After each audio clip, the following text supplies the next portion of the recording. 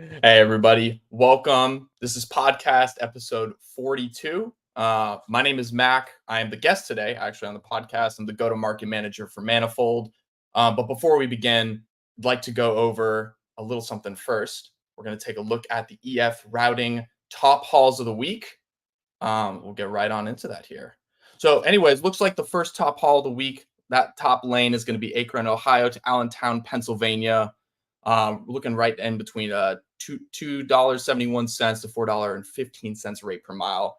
We got Akron again, Ohio down to Pennsylvania, Dayton, Ohio to Allentown, Pennsylvania after that, Milwaukee, Wisconsin to Akron, Ohio. We got what is that? Demopolis, Alabama. I am messing up these these names. I apologize for everyone who lives out there.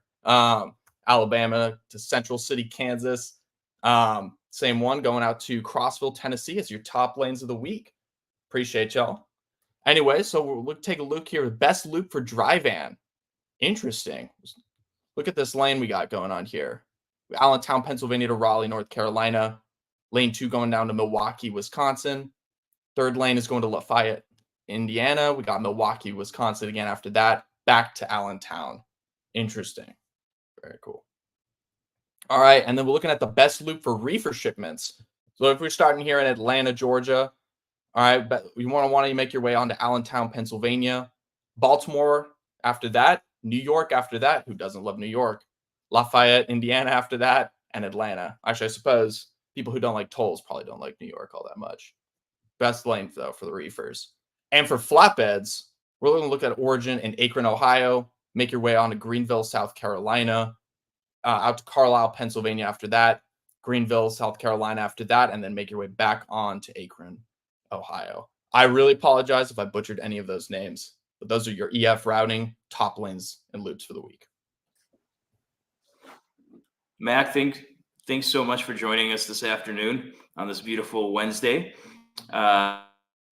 Contestant here on this wonderful show called Rapid Fire. You're going to have 5 seconds to answer the question. So the first out of 2 games is called either or. First thing that comes to your mind, or you got to pick one. So are you ready to go? I'm ready. Whenever you are. All right. Inside sales or outside sales? Ooh. Inside sales. So we heard you're a dual American-Canadian citizen, Canada or the US of A. Got to be the US of A. I love my Canadian brothers, though. Would you rather hang out with Hunter Biden or Donald Trump? Oh, God. Donald Trump, honestly. He'd be more interesting, I feel like. Chocolate or vanilla? Vanilla. Baked potatoes or mashed potatoes? Mashed potatoes, easy. Dunkin' Donuts. Well, you're out in Seattle, so Dunkin' Donuts or Starbucks? Oh, okay. This is a hot take. Dunkin'. All right. Building on that, tequila or whiskey? Whiskey, no doubt. Side of fries or side of veggies? Actually, another hot take. Side of veggies. Interesting. Love I don't my know veggies. how Alex got you on the show. This is great. Olympics or Super Bowl? Super Bowl, actually. Would you rather fly Spirit or Frontier? Ooh, Spirit. Always like a good time. Broken spirit over there. Budweiser or Miller Coors? There's only one king of beers, and it's Budweiser. Would you rather be on a dating show or survival show? Survival show. Are you a night owl or an early bird? Definitely night owl. Google or Microsoft? Google. Calling or texting? Calling. Blondes or brunettes? Brunettes. Perfect. And one last question. Just want to ask you. What is your best hangover recipe? Ooh, best hangover recipe. More alcohol, honestly. Excellent. Never stop. Never stop. Congratulations on finishing up the first game. The final game here is called First Off. First thing that comes to your mind when I say the following. Who is your favorite stand-up? Oh, I'm forgetting her last name. Its first name is Taylor. I'm forgetting. I had to get back. Favorite Eminem song?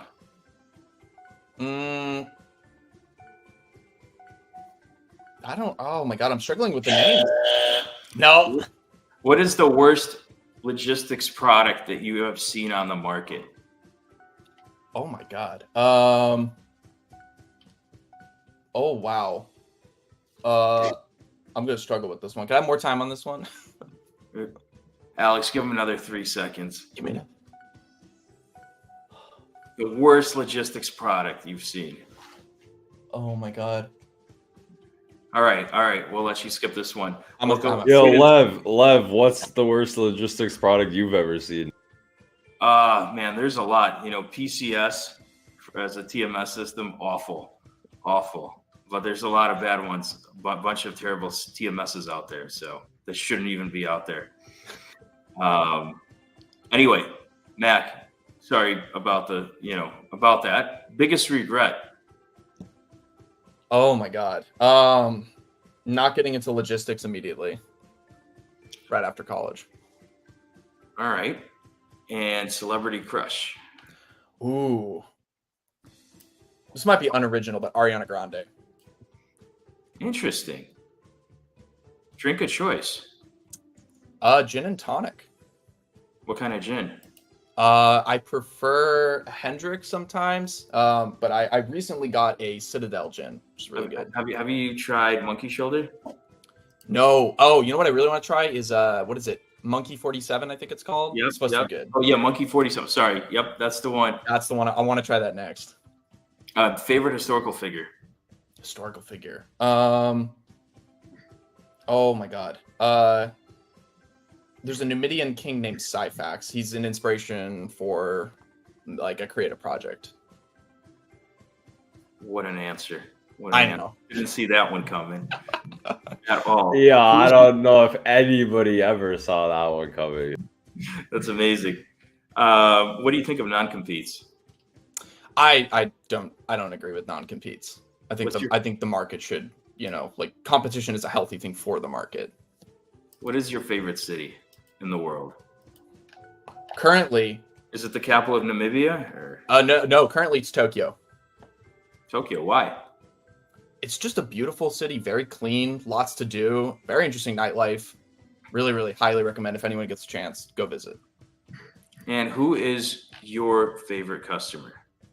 Ooh. I mean, come on. I got to say all of them, but I got a special place in my heart for Stevens Trucking. If you guys know Cole Stevens, you'd understand why. Lovely. Love all my customers, though. And what is the worst complaint you've ever heard? The worst complaint. Wow. I got one once when I was in manufacturing. A supplier was complaining that we were being too strict on their welding.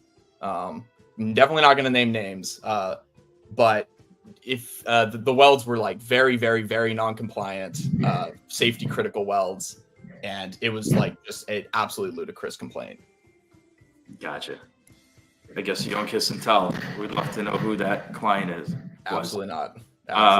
And I would say, last but not least, who is the most important person in freight, in your opinion? I mean, I feel like this one's kind of easy. To me right now, honestly, Alex is the most important person in freight. Outside of Alex, like real Outside of Alex, I'm pandering. No, I'm joking about that. Honestly, right now for me, I like a lot of what Tim Dooner's doing. Also, what Matt Silver over at Cargado as well. I think there's something very interesting over there. Well, that's fantastic. Mac, thanks so much for your time. Look forward to talking to you, sometime soon, and best of luck to you. Thanks, Lev. Appreciate that. All right, now we've got Lev out of the way, bro, so we can get back to business. That was fun to follow around with. I can't remember what was the answer. What was the answer again about your favorite historical figure? Syphax. So interesting. There you go. I'm not a history kind of guy, so I don't know like a terrible amount. He was a king of Numidia, and I just kind of really like got attracted to like the name and everything, and I was just like really I don't even know if he did anything like super significant. For whatever reason, Syphax stuck with me. Crazy answer, bro. Lev was right. Wild answer. All right, man. Let's get back into the show, how it's supposed to be run now that Lev is doing whatever he needs to get done. How did you get into logistics? What was your start in the industry? So my start in the logistics industry was in Convoy, actually. So right out of school, I joined a Siemens Mobility, which and they're, for anyone who doesn't know, their plant in Sacramento effectively is a train factory. So very far removed from, like, well, not super far removed from trucking. It's still in the transportation field, but I was actually looking just to get up into the Pacific Northwest to, just live in the area. And I'd heard about Convoy through some folks that were, in my network. I had a few school alumni who worked there that I reached out to. And, ironically enough, I actually wasn't successful at getting into Convoy the first time. I think I applied like 3 or 4 times. What role were you applying for at that time? So I originally was applying for kind of program management roles on their quality team. I think once for, I think it was on the shipper team, but ultimately what stuck was brokerage. And I got in touch with a few of the folks over in the brokerage operations department. Had a school alumni, same program as I. We had some good conversations, and it just kind of went from there. And that's where I got my start. All right. I mean, if you want to go over, we don't have to. We can skip it. How was your time there? What did you kind of handle, and what would you say? I mean, you learned over there. Yeah, happy to talk about it. It was honestly an incredible experience. I think working for Convoy kind of opened up my career, and kind of gave me really a love for an industry that I really didn't know I would have ever had. So Yeah, I the mean way, that's the classic in this podcast. Like nobody was 6 years old and was I want to work in logistics. yeah, I want to book freight, for a living. Yeah, it's one of those jobs that's there, but nobody knows about it. Exactly. No, Convoy was incredible. For those who don't know, Convoy, was a freight brokerage, and a lot of the way they had a lot of time and money invested into automation and technology. So a lot of the shipments, by the time that I or the company shut down, they were booking probably like 90+% loads automatically, like without a human intervention. But despite that, they actually had a brokerage operations team, which ensured kind of like critical regional coverage. And so when I joined, I was responsible for watching Southwest United States. Specifically, like my specialty was like OTR, long haul type stuff out of the Southwest. Um, I did that for about a year there, when they wanted to like kind of switch up their strategy a little bit, because Convoy was very or moderately successful, I would say, working with like 1, 2, 3, 4 truck operations, right? Some kind of smaller carriers. But they wanted to diversify their carrier base a little bit, and they were pretty unsuccessful by the time that I was there, and getting like really large companies to stay and do a lot of consistent freight with them. And so they had this idea that we could specifically cater to larger trucking companies. They called it medium and large, which was 20 plus trucks.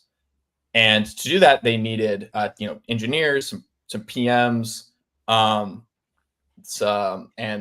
some brokers. And so me and one other individual were basically the first, we called it carrier sales reps, which is really funny because Convoy was kind of like reinventing the wheel almost in a way, right? We were kind of reverting back to classic carrier sales, Yeah, like let's switch up our strategy and just go back to what everyone else was doing for exactly, like decades. smile and dial, pound those phones. And it was honestly, I loved it. I was probably the most fun before coming to Manifold that I had ever had working. It was every day. It was just like kind of addicting, like getting in. I was like, all right, I'm going to call like as many carriers as I can and try to get more freight into my carriers, schedules as possible. So we did that for probably the last year that Convo was around. And that was actually when I had the chance to meet Oliver Jones, which is the current CEO of Manifold. He was the engineering director at the time who was supporting the carrier sales team and building out some like features and products. that we could use to like help sell the Beautiful. carriers. Just before we head into the current section, which is going to be about Manifold, I want to know, what was your first success in logistics? What was the first time you were like, yeah, you know what, I'm pretty good at this? Ooh, that's an interesting. There was a lot of moments which I felt like I was doing great. Like there was an example, we were running these drop shipments from LA to, I think it was Allentown, or it was somewhere in Pennsylvania. I think it was Allentown. And So you were doing long haul, like coast to coast. coast. My bread and butter. And every once in a while, a customer, it would be critical or it'd be very valuable shipments. They would stuff them, full of money, very valuable shipments. So I think the first success I would ever attribute was I made like it was like a $6,000 or $7,000 margin on one load, which is, I mean, that's a success to you and to the company. Yeah. We're trying to coin a new term for that. Instead of calling that a ripper, we would be calling that a yop these days. And that's definitely a yop, bro. that was a yop for sure. But I think my first real success though was working with and establishing like a regular dedicated contract with a company for like, hey, I think we gave them like 10 loads a week on a lane. And we actually luckily they had like built out some like tech that we could actually write it into the platform that they would get these offers every single day. That's probably really my first success. Yeah, I mean, I can see your passion for tech, and I can understand why you work where you work today. I mean, most people wouldn't be thinking about that. They'd just be like, "Ah, here's 10 pieces of paper. Like, have a nice day." But so your first success was just booking a yop and then some dedicated stuff, which I mean, that's pretty fair. Yeah. What was your first failure, you would say, in logistics? Oh man. I guess it definitely depends on how you define failure. I've lost a lot of money on some loads for sure. In the same, some reverse yobs. there was a phrase when like when a shipment was like critical and they were like, doesn't matter, like just we would say bend it and send it. And so I've lost several thousands on loads before. Just bend. I mean, what was the first memory you ever have losing? I remember the first time I lost money on freight that I moved. I mean, what was the first time that you lost money? It was an intra California load. It was going like LA to no, sorry, excuse me. It was coming out of Weed, California. For all my NorCal folks who know where that is, shout out. It was coming out of Weed, California. It was going down somewhere in Southern California. Weed is in the middle of nowhere, and it's really hard to source capacity there. And so I think we like the only bid we had, and the guy knew what he had. He knew his power. Yeah, he knew. I'm the only truck for like 800 miles. It was like $3,000 over what we had with the customer. So I lost like $3,000, and I don't know. It was kind of a numbing process. I was like, what did I just do? Yeah, that actually in my hurts. DM right after that hurts as a first loss, to be honest, bro. Yeah, I mean, you made up for it. Hopefully, the op came before the reverse yop, man, and you're still in the plus. Actually, no, it was other way around. Other way around. Oh, but they kept me on. They ended up liking me. I mean, they understood the situation, man. What can you do? Like, there's no trucks. The freight needs to get moved. I mean, you just got to go plus minus on the total day for the total operation in that situation. So exactly. Heading into the main part of the show is going to be, I mean, what are you doing now? Bring us through, the Manifold process. What is it? What do you guys do? And what's the main goal of Manifold? Yeah, absolutely. So Manifold, for those who might not know, is kind of an all-in-one spot freight platform. So we could do a couple different things in order to kind of become that platform. We aggregate spot freight shipments from multitude of different sources, because a lot of times when you have a long-term customer, your contract is usually your bread and butter, but they'll also typically offer you some like one-off shipments here and there. And a lot of times they'll do that through their own TMS. Maybe it's over email, wherever they normally would offer that shipments. What we do is we integrate directly with those sources, and we pull them all into a single place, our own load board, so that you have first of all visibility to all of your spot freight shipments in one, right? And so you can see the entire spot freight board in a single place. But you can also bid on that freight right from the Manifold board. And then you can also track, and this is something that I think a lot of people have recently started to like realize the value of. You can also track your long-term performance on your spot freight as well. And so because historically with spot freight, usually you're only seeing the stuff that you're winning, right? But what we allow you to do is actually track your wins and your losses. And so you can see where you're weakest, where you're strongest, where the opportunities are. And in a whole insights page with lots of, analytics down to like the individual performer level. So if you have like 4 people on your board or that are bidding through the Manifold, the Manifold spot board, you can actually see which one of those agents, what their win-loss rate is, and more information on there that you'd be able to, use and evaluate their performance. Yeah, and I don't know if you touched on it. Maybe I was just laughing at Nerf's comment because he's just talking about like Serbian and Bosnian like breakfast foods and sausages. I don't know. He's like 300 pounds, so it's even more funny because probably eats that all day. I need some recommendations, honestly. Yeah, but basically the main point in Manifold, the main value add that you guys, obviously after everything you've listed, there's extra value adds, but the main point is that you guys aggregate every spot bid for a brokerage into one website, into one page. Correct. Yeah. So we're servicing right now both brokerages and asset carriers. Anyone who has a direct customer and is getting offered spot freight that we can work with currently. Yeah, it's beautiful. Like you said, obviously you guys keep track of wins and losses. Obviously you guys have, deep analytics to where people can go back and see, what did they bid? Where did they lose? What did they win? To help. And like I said, you also have that page, we went over it in the tech demo where management can kind of check in on each employee and see how everyone's performing. And I think it's kind of a no-brainer, right? Because the current system is just you have 18 pages open and you're just bidding on like 18 different people's stuff.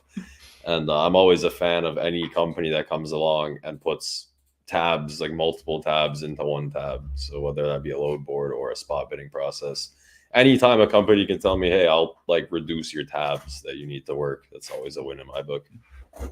Absolutely. Absolutely. I mean, what would you guys say is your main goal in the next 6 to 12 months? I mean, is it just growth? Are you guys looking into new features? What are you guys looking to do over the next 6 to 12 month period?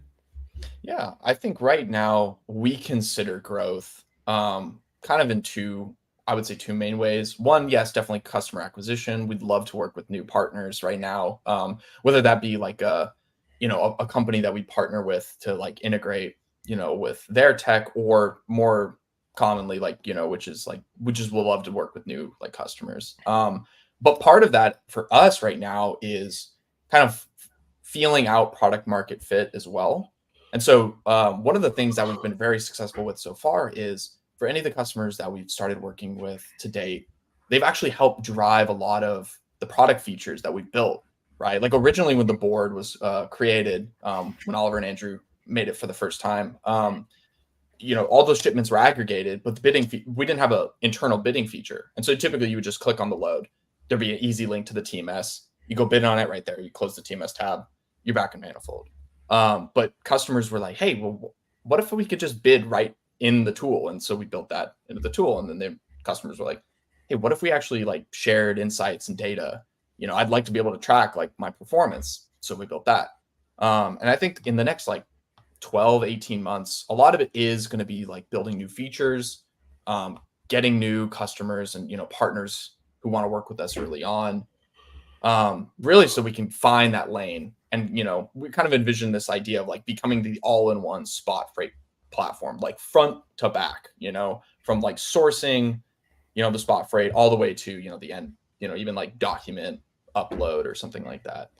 Yeah, and obviously you guys have, the hidden advantage within Oliver and, your founders being that they built a lot of tech in this field at the Convoy situation, and they have a good background. And like you said, if a customer says, hey, I'd like this, you guys can actually in-house just put it together and build the software.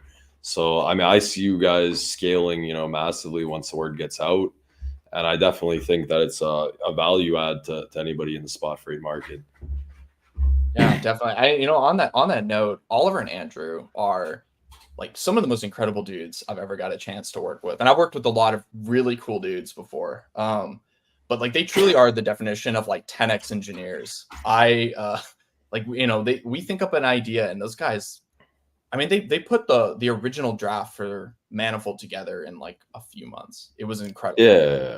Yeah, You I mean, know, I've got a chance to speak with Oliver extensively through this partnership, and I mean, he's just like one of the coolest dudes ever. And he hit me with the funniest thing ever on our podcast, where he was like, "I was like, what are your hobbies?" He's like, "Oh, I love to fix my house." I was like, just because he's like a tech guy, right? Like, you don't expect him to be like, "Oh, I love building like floors, man." But we yeah, he's also a got builder. Nerf coming back saying your product market fit is a great analysis to do. Example, Coca-Cola used to be a medicine. Now it's a drink for us overweight people, as he knows that 306 pounds is not a very healthy weight. He just put that on LinkedIn today too, so that's an updated weight as of today. As I of guess he's today. not making much improvement in that number. I love Nerf, bro. He's also Canadian, so I guess that's all three of us. Hey. Yeah. But okay, let's take us through what do you do specifically at Manifold? What is your role? What does your day-to-day look like? And what are your focuses within the company?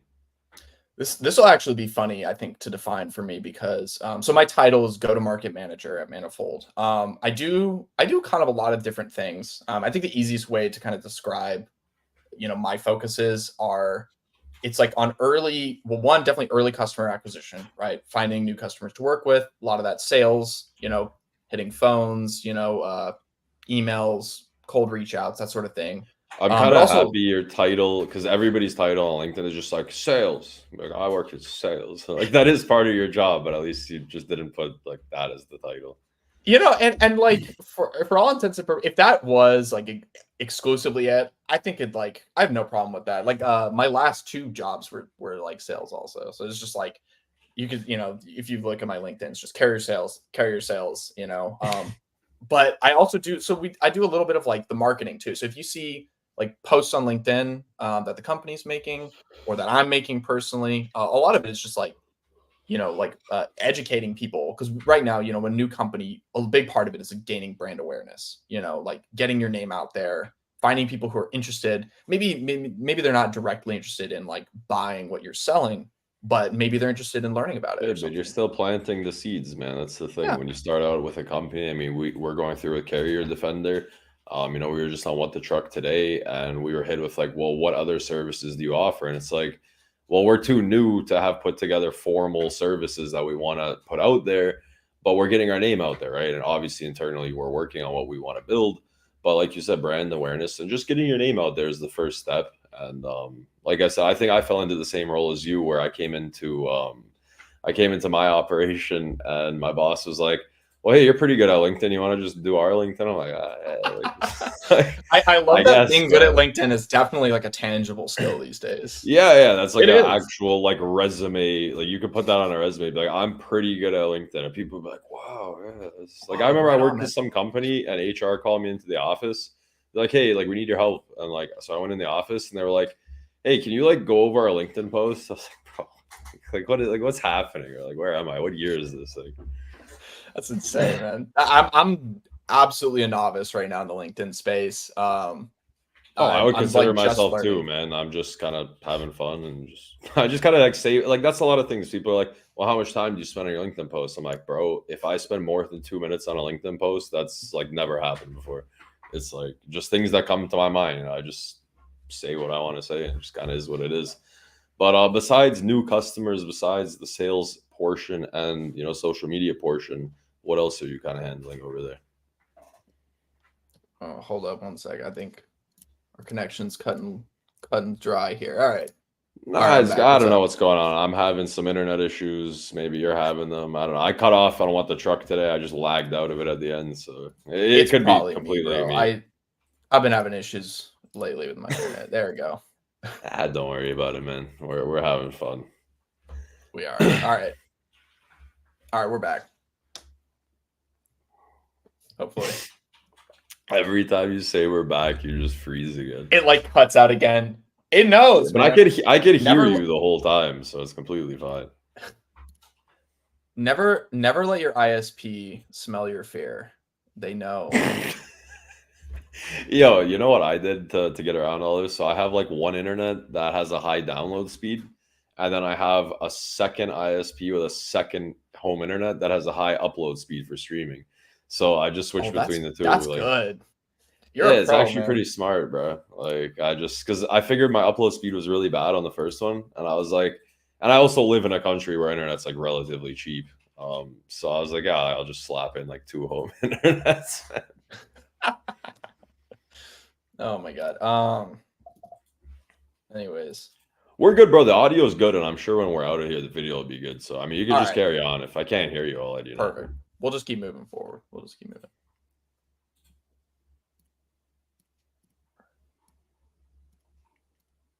I think I can hear you. I don't know. Maybe you're just not talking. Wait, let's see. All right. You're gonna make me run a speed test through my other monitor to see. I know, literally. I'm like, what is going on? We're running the speed test, man, live. I would share my screen, but I don't want some weirdo to see my my internet info. I'm still pulling like 70 to 80 download on my bad download, which is really good. It's totally usually it's like 40.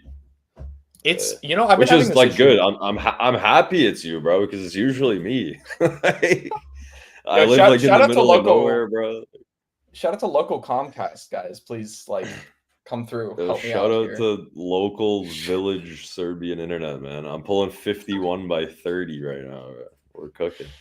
We're cooking, man. All right, we seem to be back.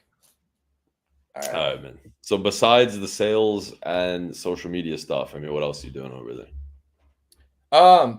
Kind of filling in for a lot of like the business gaps, allowing like Oliver to really like, because Oliver's our CEO, so a lot of what his focus is split on is between the tech side. He's in the code pretty much every day, but also like he's looking at partnerships, selling, that sort of thing. And so by being focused exclusively on like sales, I'm able to like, and some of like other smaller administrative tasks, I'm really able to like help him kind of focus on like what's really important for direction. We will talk like strategy a lot of times too. Where do we want to go next? Is there any partnership opportunities that we can do? And I'm fortunate that Oliver will lean on me for those a lot. But really, a lot of it is the marketing, website editing. If we put out any blog posts, that's also me usually. But a lot of it is also we're still figuring it out. This is my 3rd month now with the company, and I imagine it'll slightly evolve over time. I mean, one of my co-founders, Sean, he made like a really good point. I think he actually even made it a post at some point because it was kind of like a running joke with the Carrier Defender startup, where he just kept saying like, "You'd be surprised what you can get done with a Gmail and a LinkedIn account, man." It's just honestly, yeah, like I mean, people think you got to go out and do all this like crazy expensive marketing, and I mean, man, like you can do a lot with a Gmail and a LinkedIn account, man. Funny enough, and you mentioned Canva and pro tip. I mean, everybody knows about it by now. Love Canva. I will stand for Canva. Canva hard. This podcast is like fueled entirely by like everything you see is made by Canva, bro. And it looks good, doesn't it? Yeah, it's pretty solid, bro. Like, I mean, it's like, I mean, I like it, so. No, but it was funny you mentioned that because one of the first things when I joined was, I came from, so actually after in between Convoy and here, I was working for a freight factoring startup, Outgo. Huge shout out to Outgo, by the way. Love those guys. But very very traditional sales type of role. Most of the the sales pipelines and support and ops teams were already set up and in place. And so a lot of what I was doing was, I really was just like, let's get Mac on the phone as much as we possibly can. But now when I joined here, there was like, it's, we're just in our infancy. So there's, no established sales pipeline sort of thing. And I went, does what they can, where they can. Yeah, I mean, exactly. You wear a lot of hats in a startup. And I went hard on the automation at first. I was like, oh, we're going to automate everything. But honestly, what is more successful than anything that I've found out within like 6 weeks was like, honestly, just like the personalized, like reach out. You're just like, hey, I've been following your work. You're cool.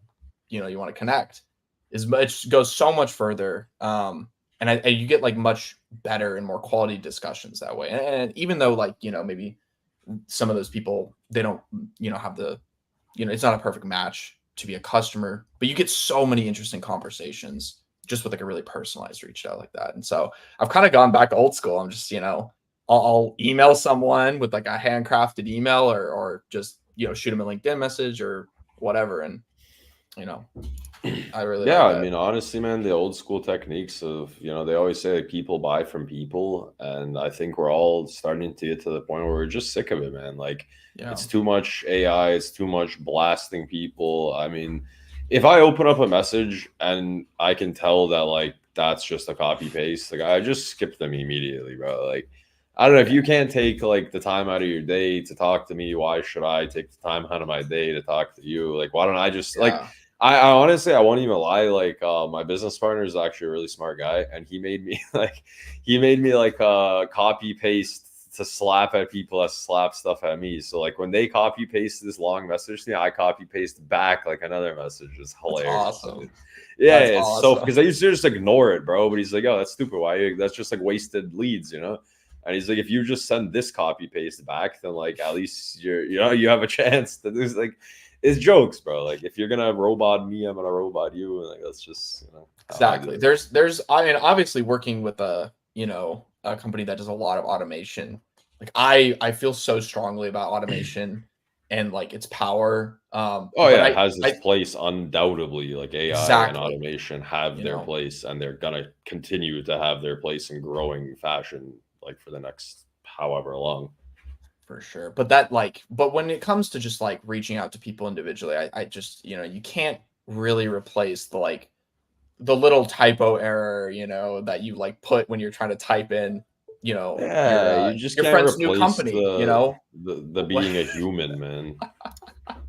Exactly, so Um, I mean, as far as Manifold goes, you guys are aggregating spot bids. You guys are making spot bidding process better, more efficient, and you guys are going to hopefully become the spot bidding platform in time to come. And I'm happy that I got in with you guys early because, when I met Oliver, I just liked him as a person. Like I had a conversation with him. I hadn't seen the tech, had no idea anything about it. I was like, yeah, you're like a cool dude. I'm sure you're gonna do like cool things. So that's kind of how I made my decision to be with you guys. And then I met you right after that. Like you're just a cool dude. I was like, hey, come on the podcast. We'll just like joke around for an hour. And that's just how things work, right? Like all my partners are people that I just like talking to.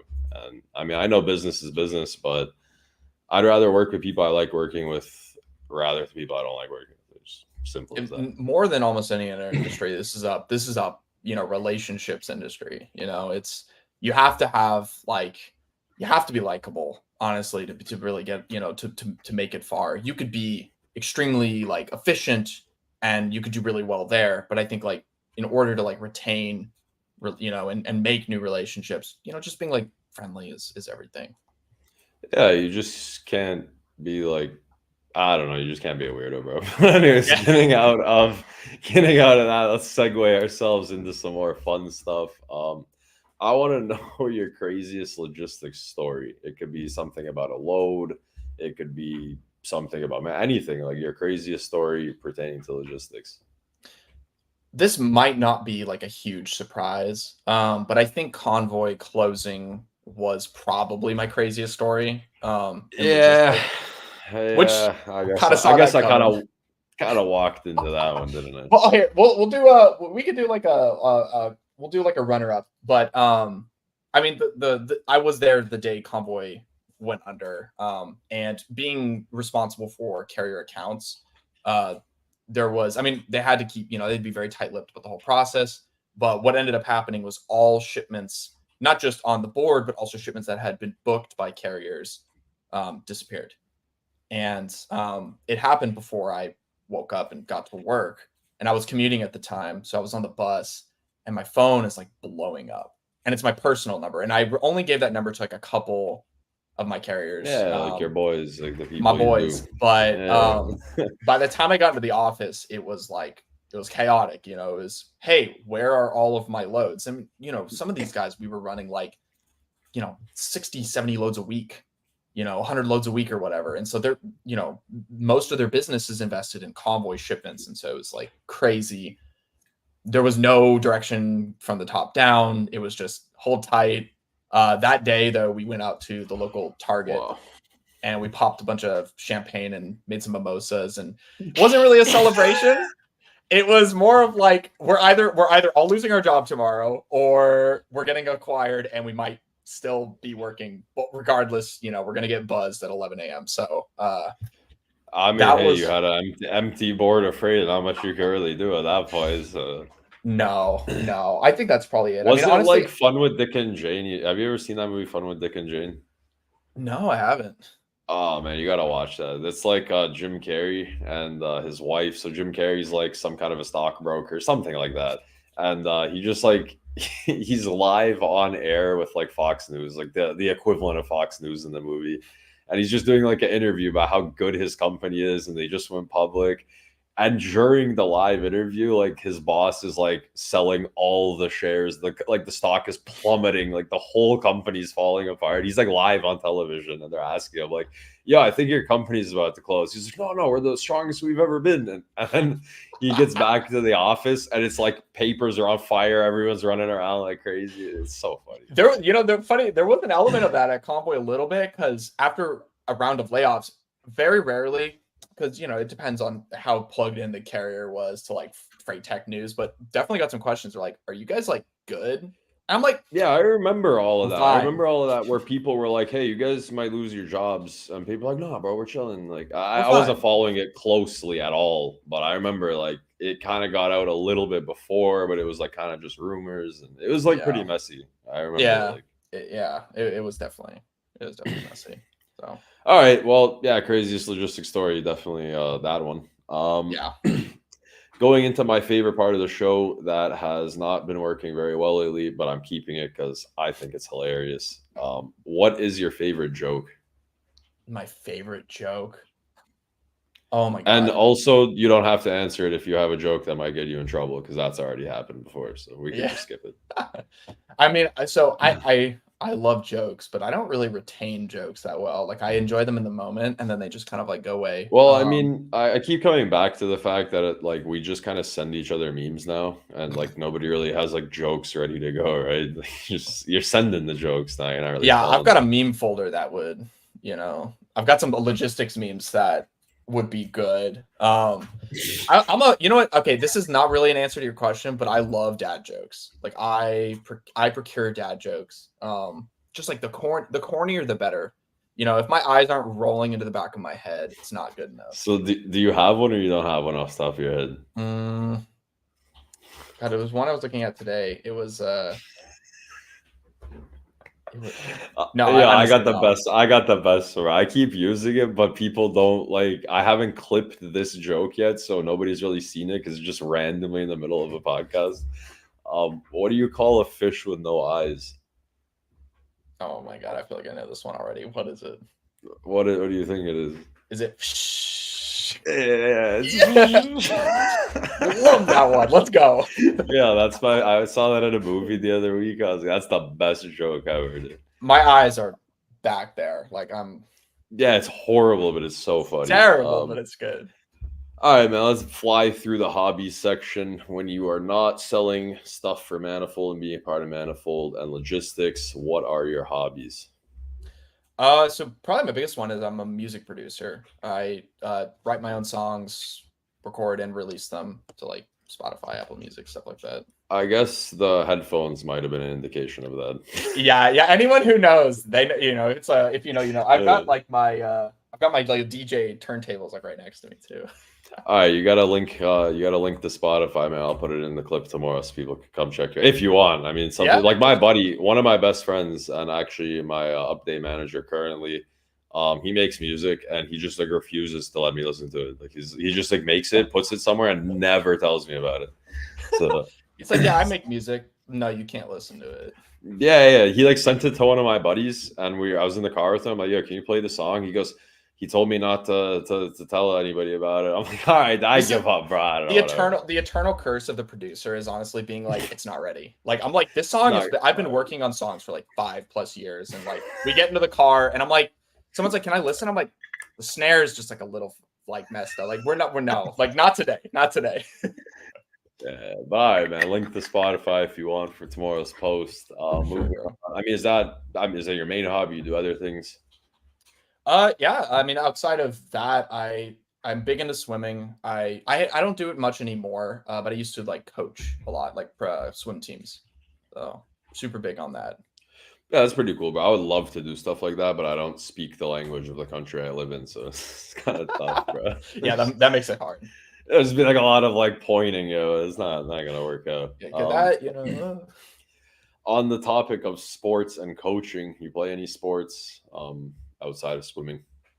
Outside of swimming, I not anymore. When I was younger, I played, soccer. I tried everything. I tried like flag football. I tried basketball. I really suck at basketball.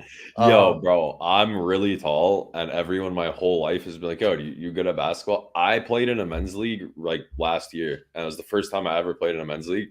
I played 6 games, got 0 points, bro. So, like, Yeah. I missed the open layup too. Like, I missed a just dead open layup. That was like my only scoring opportunity in 6 games. I just bricked it. Yeah. So. It's hard, man. I don't get it. It just doesn't click for me. But I'm mainly, good at like, shooting threes, bro. That's it. I can shoot the 3, and that's all I can do. I feel like once you could shoot the 3, like, can't you shoot the 2 and No, because I'm really tall, so people are like, yo, go play center. And then, like, I can't run a lot because I smoked a lot my whole life. And so I'm just dying at all times. Like, I have no energy because I'm, like, just wheezing, bro, the whole way up and down the court. Like, that's awesome. yeah, it's horrible, dude. Love that. All right, man. On the top, oh, man, I'm just, like, reminiscing through, like, bro, I'd play, like, 1 minute and sit on the bench, bro. It was crazy. That's what's good about basketball. You get unlimited substitutions, so you just come, like, in and out.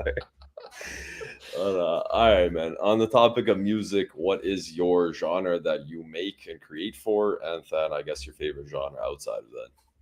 So I probably produce the most, and there's a lot of subgenres, and I'm not a genre guy, so I don't really know Same.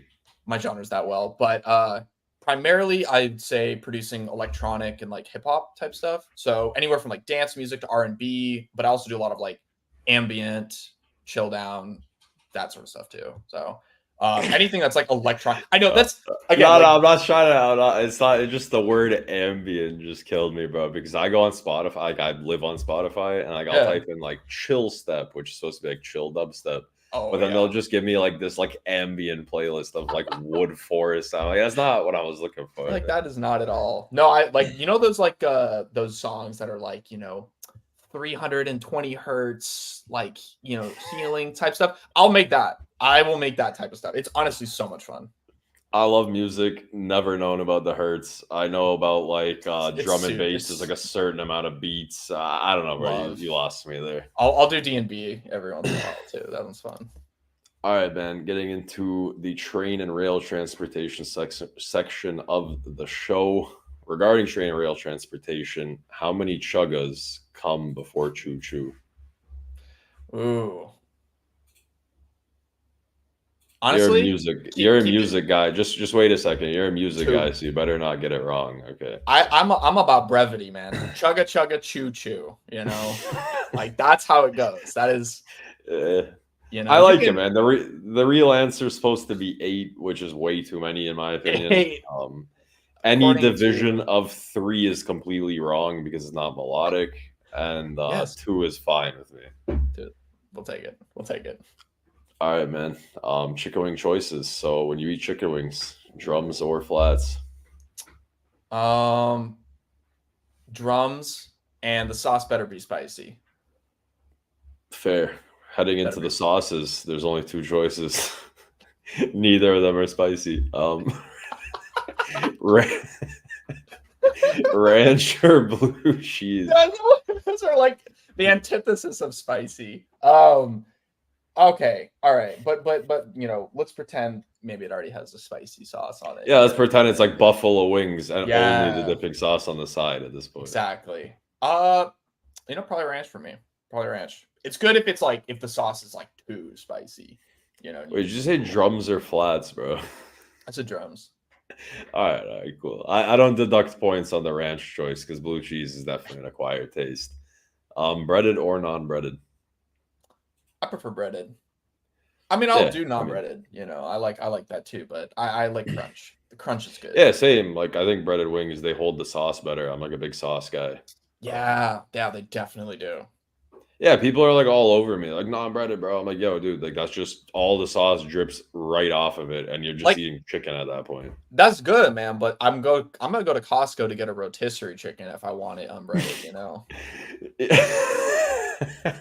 what I'm saying? Like, Yeah, I feel like, yo, when I lived in Canada, dude, I used to just muck rotisserie chickens. Like $6, I would just go home and eat the whole thing to the face. Like, oh, absolutely, absolutely. all right, Sustain man. myself on those. Some closing words on Manifold. What would you say if you had 30 seconds to explain the company and explain what you guys do? Ooh, this has been fun because I've been like trying to like redefine Elevator pitch. how I do this. The easiest way that I define it is honestly kind of how I talked about it earlier, which is we're an all-in-one spot freight platform, right? Or you can think of it like the spot freight infrastructure. So we're pulling in, all of your spot freight opportunities, making them visible, easier to bid on, right? And in a way that you can track and review your performance, right? This allows our customers to, increase their spot, wins and their spot profit, and reduce the amount of time that they're spending looking for all this spot freight. Honestly, I would say that's like probably the easiest Damn, way. I think you killed it. Yeah, that was actually like Let's go. solid, bro. You just got to practice it in front of the mirror a couple more times to get the delivery out. Shamelessly, Bro, I do. There's a mirror right behind this door, and you already know before I'm talking to someone, I'm like in the mood. Yo, I'm moving houses pretty soon, but I'll tell you a funny fact nobody knows. My current apartment has no mirrors in it. Like I have 0 mirrors. Like, No mirrors. yeah, like I don't like I use the TVs and like windows to see what I look like sometimes. And then That's like awesome. when I'm out in public and I see a mirror somewhere, I like extra look at it because I don't have one at my own house. I respect the confidence, man. Like I don't have enough confidence in my fit checks to like just like send it. I gotta No, like bro. double triple check that. I'm like, Nah, I know I look fire, bro. I know, like even when I get on the podcast, I already know the collar is gonna be crispy, dude. I don't even need to check it out. All right, bro. Thank you for coming through. Link me your Spotify if you want it in the post for tomorrow, and I look forward to see what Manifold has in store for us over the next 6 to 12 months, man. Yeah, thank you so much, Alex. Appreciate the time. Hey, take it easy, bro. All right, you too. That wraps up podcast episode 42 with Maclean from Manifold. Have a good night, everybody.